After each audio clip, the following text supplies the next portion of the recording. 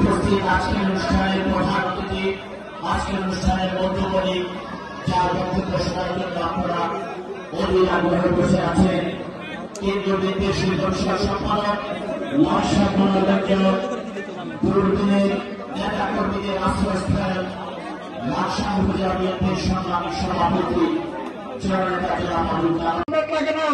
2018 সালে উনি আমার কাছে গিয়েছিলাম, ঢাকার আইনজীবী সমিতি নির্বাচন করার জন্য আপনার একটা দরকার। উনি আমার সামনে বসে থেকে বিএনপি মহাসচিব মির্জা ফখরুল ইসলাম আলমগীরকে ফোন দিয়েছিলেন, উত্তরের ভাষায় উনি আমাকে 1 ঘন্টা সময় দিয়েছিলেন। এটা আমাদের সৌভাগ্য যে আমরা এমন নেতা পেয়েছি যার জন্য করতে গেলে আমাদের ইনশাআল্লাহ সারা বাংলাদেশে একটা পরিচিতি আছে যে আমরা আলুল কালাম সাহেবের সাথে লেখার লোক। সর্বোপরি আমার কাছে কৃতজ্ঞতা জানাই, উনি এসেছেন আমাদের নেতা, আগামী রাষ্ট্র